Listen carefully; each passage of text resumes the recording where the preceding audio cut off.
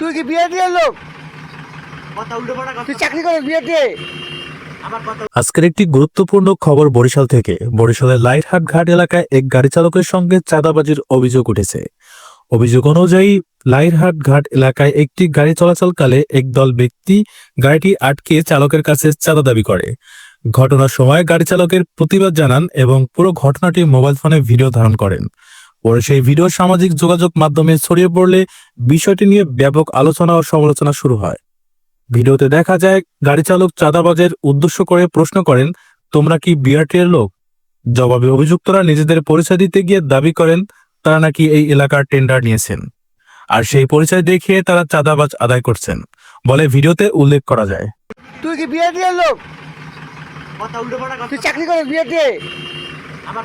না ক, তুই যে টাকাটা দিতে আইছ, তুই কি বিয়ে দিয়ে লোক? ক কথা ক, আমি কথা ক। বিয়ে দিয়ে চাকরি করিস তুই? তোর পরিচয় কি এটা ক? তুই টেন্ডার নিছিস না? ঠিকানার নাম কি ক?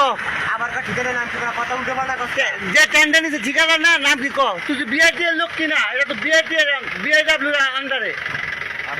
তুই যে টেন্ডার নিতে আইছ, এটা ডাক দিছি কাট ডাক দি বেটা কথা বাংলা বুঝছ না বেটা গাড়িতে নাম বেটা তুই কি বিআইডিএর লোক, বিআইডব্লিউ লোক কিনা এটা জিজ্ঞেস আমি। তুই গাড়িতে নাম ভিডিও চোদস না?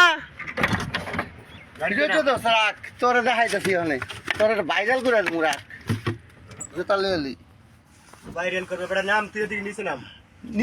জবাবে অভিযুক্তরা নিজেদের পরিচয় দিতে গিয়ে দাবি করেন তারা নাকি এই এলাকার টেন্ডার নিয়েছেন, আর সেই পরিচয় দেখিয়ে তারা চাঁদা আদায় করছেন বলে ভিডিওতে উল্লেখ পাওয়া যায়। গাড়ি চালক ভিডিওতে আরো বলেন, কোনো সরকারি পরিচয় বা বৈধ কাগজপত্র ছাড়াই সড়কে গাড়ি আটকে টাকা দাবি করে সম্পূর্ণ বেআইনি। তিনি এই ধরনের হয়রানির বন্ধের দাবি জানান।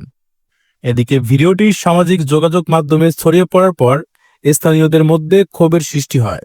অনেকেই প্রকাশ্যে চাঁদাবাজির বিরুদ্ধে কঠোর ব্যবস্থা নেওয়ার দাবি জানান। এ বিষয়ে এখন পর্যন্ত প্রশাসন বা আইনশৃঙ্খলা বাহিনীর পক্ষ থেকে আনুষ্ঠানিক কোনো বক্তব্য পাওয়া যায়নি। তবে সচেতন মহলের মতে দ্রুত তদন্ত করে জড়িতদের বিরুদ্ধে আইনগত ব্যবস্থা নেওয়া জরুরি। ঘটনার সর্বশেষ তথ্য পেতে সঙ্গে থাকুন নিউজ ওয়ার 24 এর সঙ্গে। বরিশাল থেকে নিউজ ওয়ার 24।